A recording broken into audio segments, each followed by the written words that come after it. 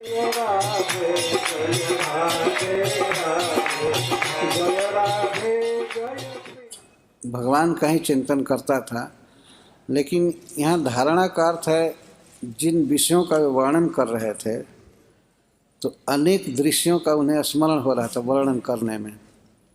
वहाँ से मन को पूरा पूरा समेट लिए और भगवान श्री कृष्ण के सुंदर श्री विग्रह में स्वरूप में अपने मन को स्थिर किए। इसको धारणा कहते हैं।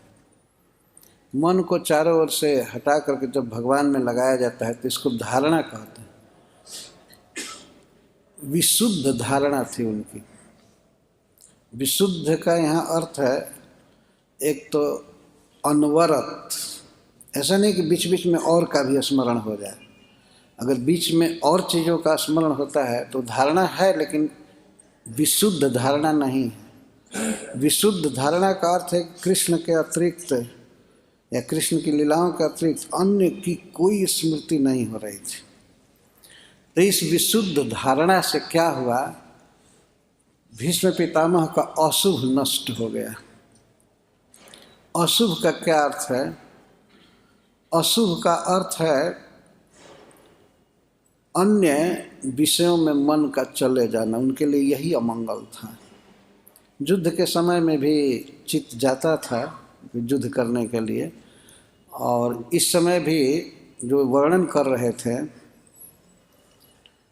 कृष्ण के अतिरिक्त अन्य विषयों में मन का जाना, चाहे वो किसी तरह से वर्णन करने के लिए या शिक्षा के लिए या सत्संग में भी, अगर अन्य बातों का वर्णन होता है तो यह अमंगल है।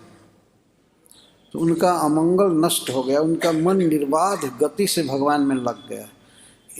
इसीलिए आगे कहा गया है कि विमुक्त संगम मन, उनका मन मुक्त हो गया।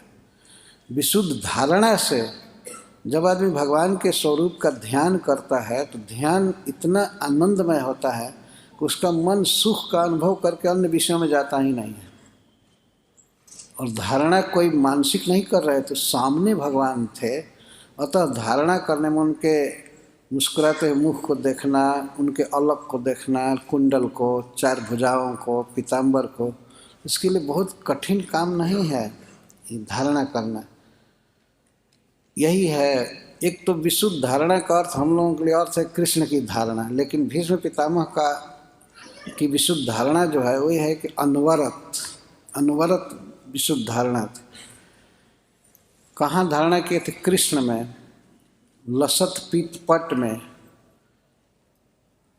परम सुंदर भगवान कृष्ण में जो आनंद घन है, परब्रह्म है उनमें, और जो बहुत ही सुंदर पीताम्बर पहने थे उनमें, जिनकी चार भुजाएं हैं उनमें, और वो भी पुरस्थित सामने ही जो हैं। कोई कल्पना नहीं करना है, मन को दौड़ा करके भगवान का चिंतन करें, सामने हैं। तो ये उसमें विशुद्ध धारणा हुई। विशुद्ध धारणा से उनका अशुभ अमंगल नष्ट हो। हरे कृष्णा